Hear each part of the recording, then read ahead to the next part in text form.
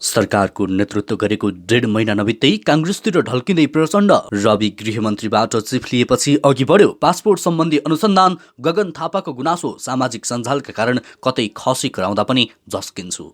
चीनले बेलुन मार्फत 12 देशको जासुसी गरिरहेको अमेरिकाको दाबी। कमेडी क्लबमा पल शाहको नाम लिएकोमा ट्विटर अभियन्ताको आक्रोश। विद्यासुन्दरले बालेनलाई दिए धन्यवाद। फागुनभित्र मोटरसाइकल र स्कुटरको कर बुझाए 5 वर्षसम्मको जरिवाना छुट हुने। माओवादीले पार्टीको नाम चुनाव चिन्ह बदल्ने। निहारिका र शिवराजले आज बिहे गर्दै राष्ट्रिय स्वतन्त्र पार्टीका पूर्व मन्त्रीहरूले छाडे सरकारी क्वार्टर। नेपालको आकाशमा इन्टरनेट सेवा उपलब्ध गराउने बाटो खोल्यो। आन्तरिक उडानमा के हुन्छ? अब आफू खुसी घर जग्गा बेची कम्तीमा 10 लाख जरिवाना तिर्नुपर्ने। प्रधानमन्त्रीको कुर्सीमा बस्दा प्रधानमन्त्री बने जस्तै भयो मदन कृष्ण श्रेष्ठको भनाई। निर्मम रूपमा घटाइँदैछ यसपालिको बजेट आकार। रवि लामिछानेको दोहोरो राजधानी लिएको भन्ने विषयमाथि पनि छानबिन सुरु। नेकपा यसदेखि अन्य पार्टीसँग एकीकरणका लागि माओवादीको प्रयास जारी। सुदूरपश्चिमबाट सत्तामा काङ्ग्रेसको कमब्याक। ठूलो दलको नेताको हैसियतले शाह मुख्यमन्त्री बन्दै। चलचित्र क्षेत्रको विकास गर्न भनेर रिटायर हुने बेलामा जागिर खान आएको छु। अध्यक्ष केसीको भनाई। जनताभन्दा माथि कोही छैन, संविधानको इमान्दार कार्यान्वयन गरौँ। प्रधानमन्त्रीको भनाई। कर्णाली र सुपमा सेनाद्वारा 6 महिनामा 41 सुत्केरीको उद्धार। उच्चस्तरीय संयन्त्रको बैठक रोकियो। प्रचण्ड ओलीबीच भेटवार्ता। कस्तो छ पूर्व पश्चिम विद्युतीय रेल मार्गको प्रगति? राजसभालाई गृह मन्त्रालय दिएर भए पनि सरकारमै राख्नु पर्थ्यो ग्याउलीको भनाई। र पशुपतिमा महाशिवरात्रिलाई निम्तो शृङ्गार पटार सुरु लगायतका आज दिनभरका केही चर्चामा रहेका महत्त्वपूर्ण खबर अपडेटहरू आजको यस भिडियोमा। दर्शकवृन्द नमस्कार अनि हार्दिक स्वागत छ। तपाईँहरू यति बेला इन्फो खबर मिडियाको न्युज अपडेट हेर्दै हुनुहुन्छ। आज पनि केही महत्त्वपूर्ण खबर अपडेटहरू लिएर म सन्तोष उपस्थित भएको छु। पुरा समाचार महत्त्वपूर्ण भएकाले अन्तिमसम्म हेरी हाम्रो हौसला स्वरूप भिडियोमा एक लाइक गर्दै सक्दो सेयर गर्न नबिर्सिनुहोला। साथै यति बेला कुन ठाउँबाट भिडियो सामग्री हेर्दै हुनुहुन्छ तलको कमेन्ट बक्समा जानकारी गराउन पनि नबिर्सिनुहोला। सदैव ताजा र सत्य समाचार हेर्नको लागि हाम्रो युट्युब च्यानललाई सब्स्क्राइब गरी सँगै आउने बेल आइकनलाई प्रेस गर्न पनि नबिर्सिनुहोला। समाचारको सुरुमा रविको मुद्दा छानबिनको प्रसङ्ग। जिल्ला सरकारी वकिलको कार्यालय काठमाडौँले राष्ट्रिय स्वतन्त्र पार्टीका सभापति रवि लामिछानेको दोहोरो राजधानी लिएको भन्ने विषयमाथि छानबिन सुरु गरेको छ। युवराज पौडेल सफलले मङ्गलबार दिएको उजुरीका आधारमा सरकारी वकिलको कार्यालयले लामिछानेको राजधानीको विषयमा छानबिन थालेको हो। लामिछानेको राजधानीका विषयमा छानबिन गर्न कार्यालयले अध्यगमन विभाग, जिल्ला प्रशासन कार्यालय काठमाडौँ र राजधानी विभागबाट कागजात मगाएको छ। लामिछानेले झुटो विवरण दिई राजधानी लिएको भन्दै पौडेलले 5 वर्ष कैदको माग गर्दै उजुरी दिएपछि कार्यालयले तीनवटै निकायलाई पत्राचार गरेर कागजात मगाएको हो। ती कार्यालयबाट आएको जवाफका आधारमा सरकारी वकिलको कार्यालयले थप प्रक्रिया अगाडि बढाउनेछ। नेपाली नागरिकता प्रमाणपत्र अवैध ठहर भएसँगै 13 माघमा लामिछानेले प्रतिनिधि सभा सदस्य, उपप्रधान तथा गृहमन्त्रीको पद गुमाउनु परेको थियो। अमेरिकाको राजधानी र नागरिकता हुँदाको बखत नै नेपाली राजधानी लिएको भन्दै पौडेलले लामिछानेमाथि कारबाही गर्न माग गर्दै दिएको निवेदन प्रहरीले दर्ता गर्न नमानेपछि जिल्ला सरकारी वकिलको कार्यालय काठमाडौँमा पेश गरेका हुन्। त्यस्तै वर्ष सुत्केरीको उद्धारको प्रसङ्ग। नेपाली सेनाको पश्चिम बेस सुर्खेतबाट चालु आर्थिक वर्षको 6 महिनामा 41 जना गर्भवती तथा सुत्केरीको उद्धार भएको छ। सेनाले राष्ट्रपति महिला उत्थान कार्यक्रम अन्तर्गत कर्णालीका विगत जिल्लाहरूबाट तत्काल हवाई उद्धार गरेर 41 जनाको ज्यान जोगाएको हो। उपरथी हिरालाल जोशीले दिएको जानकारी अनुसार गत साउन यता कर्णालीका 9 र सुदूरपश्चिमका 6 जिल्लाका 41 गर्भवती तथा सुत्केरी महिलाहरूलाई हेलिकप्टर मार्फत उद्धार गरिएको छ। कर्णालीका 26 र सुदूरपश्चिमका 25 जनालाई उद्धार गरिएको हो, जसमध्ये डोल्पाबाट 4, मुगुबाट 2, दैलेखबाट 6, हुम्लाबाट 2, रुकुमबाट 3 जना रहेका छन्। त्यस्तै जुम्लाबाट 1, कालीकोटबाट 3, जाजरकोटबाट 5 जना गर्भवती तथा सुत्केरी महिलाको उद्धार गरिएको हो। सेनाले गत असोजमा परेको अविरल वर्षाका कारण आएको बाढीमा पनि घाइते भएका 14 जनाको हेलिकप्टरबाट उद्धार गरेको छ भने तिरपाल, खाद्यान्न लगायतका 14,735 केजी राहत सामग्री प्रभावित क्षेत्रमा पुर्याएको छ। त्यस्तै बर्को प्रसङ्ग। अहिलेको सर्वाधिक लोकप्रिय TV reality show comedy club with च्याम्पियन्समा अभिनेता पल शाहको नाम लिएपछि ट्विटर केन्द्रित केही महिलावादी आक्रोशित बनेका छन्। सोका प्रस्तुता विशाल भण्डारीले महिला हिंसाका अभियुक्तप्रति सम्मान भाव देखाएको भन्दै उनीहरूले आक्रोश व्यक्त गरेका हुन्। सोमबार प्रसारित पछिल्लो एपिसोडमा भण्डारीले पल शाहको प्रसङ्ग निकालेका थिए। साथै पल शाहलाई जेलमा भेटेर आएका कमेडी च्याम्पियन्सको दोस्रो सिजनका विजेता भरतमणि ले ल्याएको सन्देश उनले दर्शकलाई सुनाएका थिए।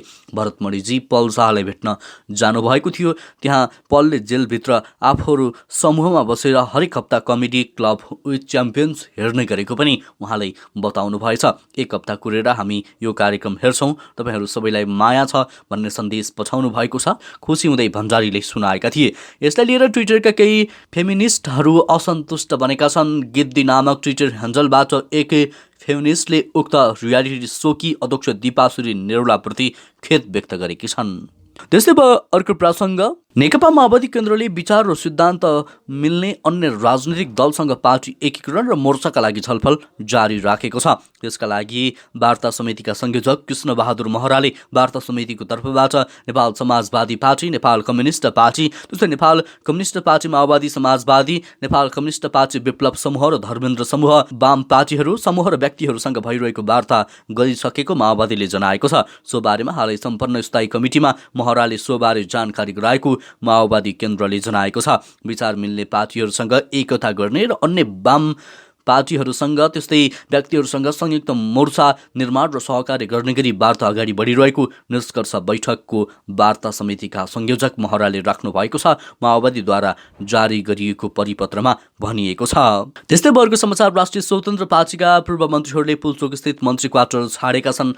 उप प्रधानमन्त्री तथा गृहमन्त्री रवि लामिछानेसहित श्रम रोजगार तथा सामाजिक सुरक्षा मन्त्री डोल प्रसाद अर्याल र शिक्षा विज्ञान तथा प्रविधि मन्त्री शिशिर खनालले मन्त्री क्वार्टर छाडेका हुन्। तीनैजनाले बुझारत गरेर क्वार्टर खाली गरिसकेको शहरी विकास मन्त्रालयका प्रवक्ता एवं सहसचिव प्रदीप परियारले जानकारी दिएका छन्। लामिछाने र अर्यालले मंगलबार क्वार्टर छाडेका थिए भने खनालले बुधबार छाडेका हुन्। पूर्व स्वास्थ्य तथा जनसङ्ख्या राज्यमन्त्री तोसीमा कार्की भने मन्त्री क्वार्टरमा सरेकी थिएनन्। गत आइतबार बसेको राजसभाको केन्द्रीय समिति र संसदीय दल बैठकले सरकारले दिएको समर्थन कायमै राख्ने गरी आफ्ना मन्त्रीहरूलाई भने फिर्ता बोलाउने निर्णय गरेको थियो। सोही दिन तत्कालीन मन्त्रीहरू अर्याल, खनाल र कार्कीले प्रधानमन्त्री पुष्पकमल दाहाल प्रचण्डलाई राजीनामा बुझाएका थिए। त्यस्तै अर्को प्रसङ्ग, फागुनभित्र मोटरसाइकल तथा स्कुटरको कर तथा नवीकरण दस्तुर भुक्तानी गरे 5 वर्षसम्मको जरिवाना छुट हुने भएको छ। यातायात व्यवस्था कार्यालयका अनुसार फागुन मसान्तसम्ममा सवारी धनीले कर बुझाए जरिवाना छुटको व्यवस्था आइतबार एक सूचना मार्फत जानकारी प्राप्त भएको छ। आर्थिक वर्ष 2070-71 देखि 2075-76 सम्म नवीकरण भुक्तानी नगरेका सवारी धनीलाई 2079 फागुन मसान्तभित्र कर बुझाएमा प्रदेश सवारी ऐन अनुसार जरिवाना छुटको व्यवस्था गरिएको कार्यालयले जनाएको छ। साथै आफ्नो सवारी साधनहरूको कर नवीकरण तथा जरिवाना भुक्तानी गर्न यातायात व्यवस्था कार्यालयले अनुरोध पनि गरेको छ। त्यसैगरी कार्यालयका अनुसार अविलम्ब कर भुक्तानी गरेका सवारी धनीहरूले ट्राफिक कारबाहीमा पनि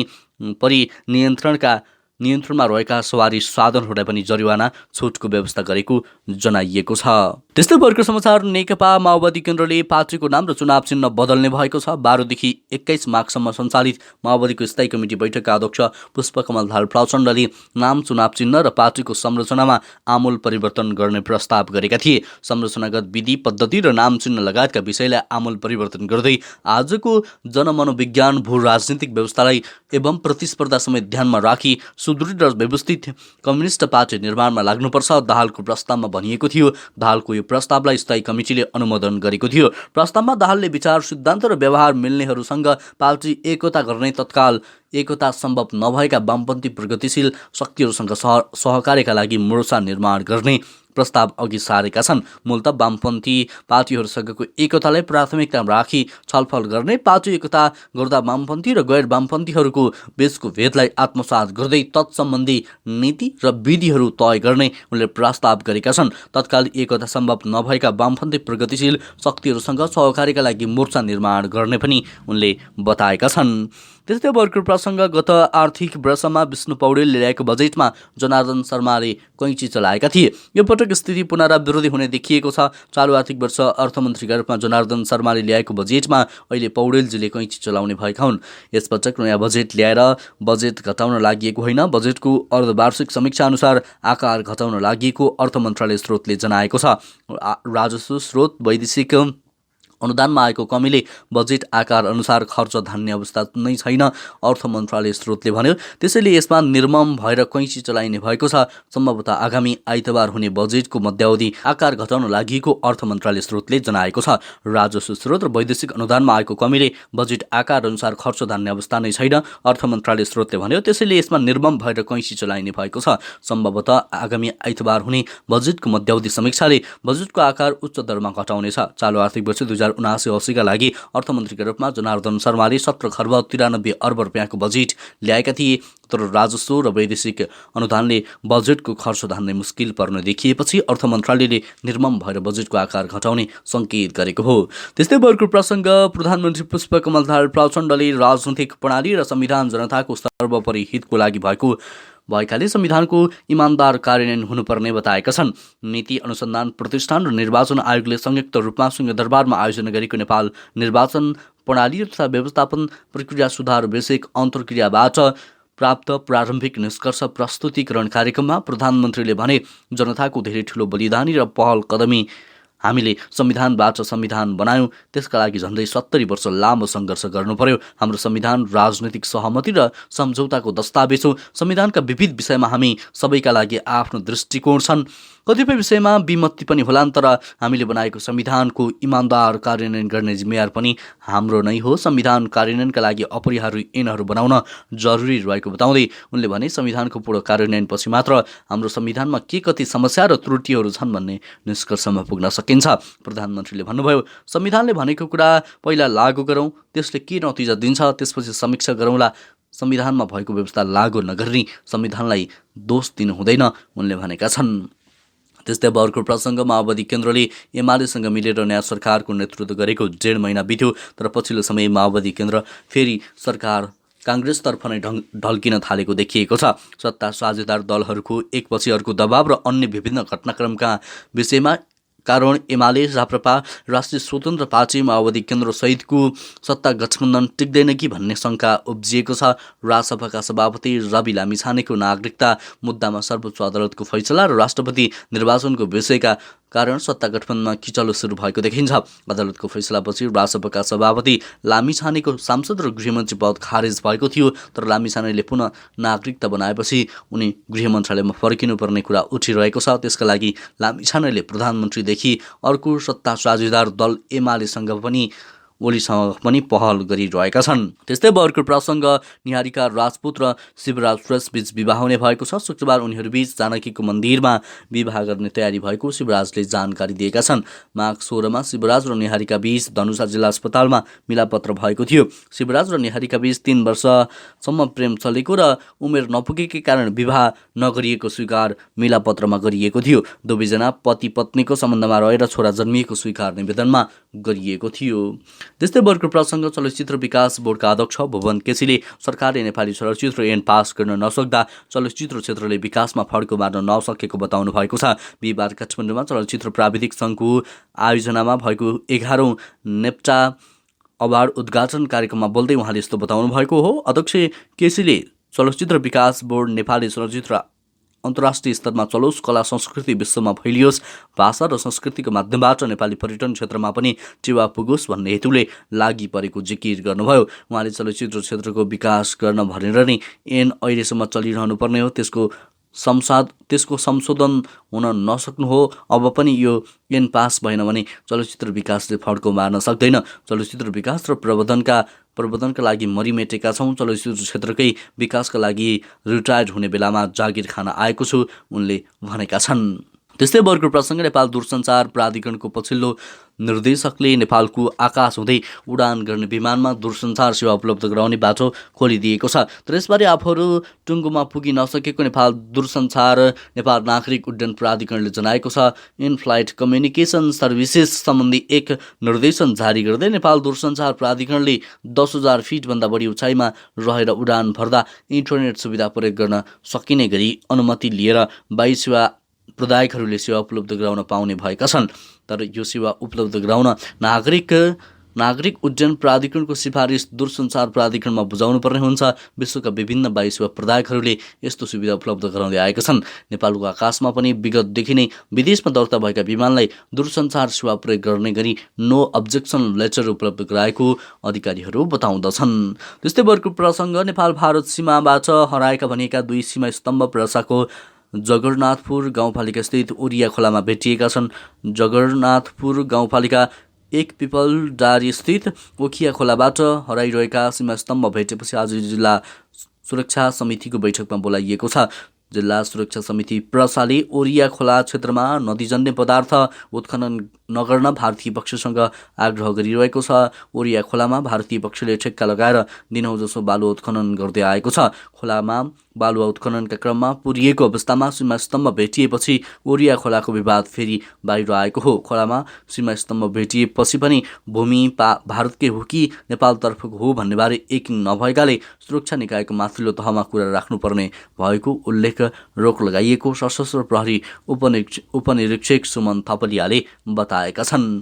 त्यस्तै अर्को प्रसङ्ग, वरिष्ठ कलाकार मदन कृष्ण श्रेष्ठले नेप्टा अवार्डको कार्यक्रममा प्रधानमन्त्री बस्ने कुर्सीमा आफू बस्नु नै आफूलाई पुरस्कार सरह भएको बताउनु भएको छ। बिहिबार काठमाडौँमा चलचित्र प्राविधिक सङ्घको आयोजनामा भएको 11औं नेप्टा अवार्ड कार्यक्रमलाई सम्बोधन गर्दै वरिष्ठ कलाकार श्रेष्ठले यस्तो बताउनु भएको हो। कार्यक्रममा प्रधानमन्त्री पुष्पकमल दाहाल प्रचण्डलाई प्रमुख अतिथिका रूपमा बोलाउन थालिएको तथा कार्यव्यस्तताका कारण उहाँ कार्यक्रममा सहभागी हुन सक्नु भएन।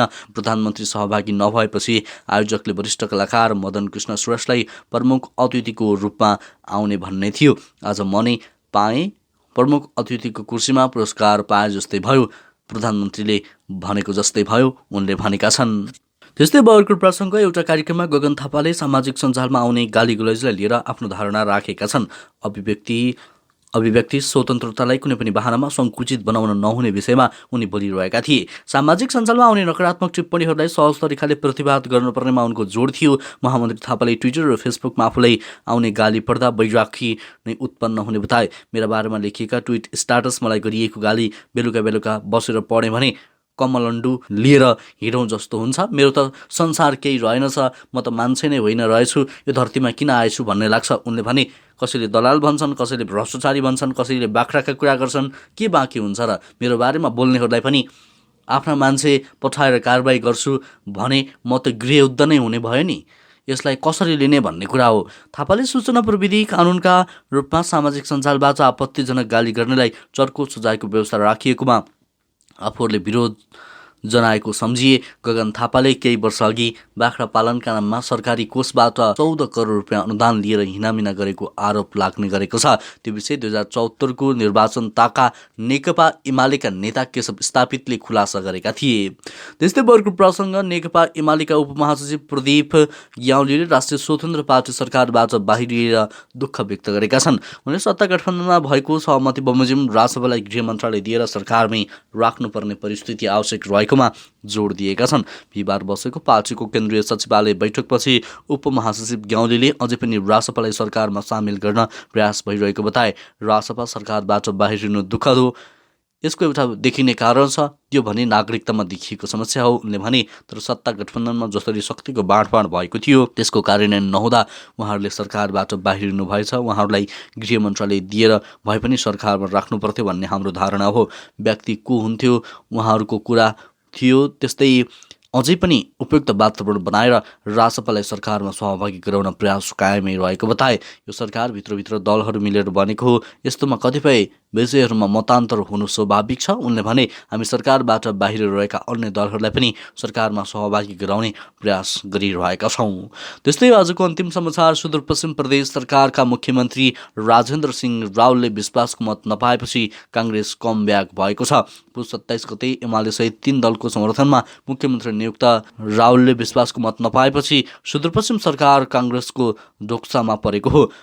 नागरिक उन्मुक्ति पार्टीले विश्वासको मत नदिएपछि मुख्यमन्त्री रावल 1 महिनामै विदा भएका हुन्। संविधानको धारा 168(2) अनुसार सरकारले विश्वासको मत प्राप्त गर्न नसकेपछि प्रदेशको ठुलो दल नेपाली काङ्ग्रेसको संसदीय दलको नेतालाई प्रदेश प्रमुखले मुख्यमन्त्री नियुक्त गर्नेछन्। सुदूरपश्चिममा 19 सिट रहेको काङ्ग्रेस सबैभन्दा ठूलो दल हो। अब काङ्ग्रेस संसदीय दलका नेता कमल बहादुर शाह मुख्यमन्त्रीमा नियुक्त हुनेछन्। उनले पनि 30 दिनभित्र प्रदेशसभाबाट विश्वासको मत लिनुपर्ने संवैधानिक व्यवस्था रहेको छ। हवस् त दर्शकवृन्द, यो खबर सँगसँगै अहिलेलाई केही चर्चामा रहेका महत्त्वपूर्ण खबर अपडेटहरू यति नै। पलपलको न्युज अपडेटका लागि हामीलाई लाइक, कमेन्ट, सेयर अनि सजेस्ट गर्दै गर्नुहोला। नमस्कार, तपाईँको बाँकी पल शुभ बितोस्।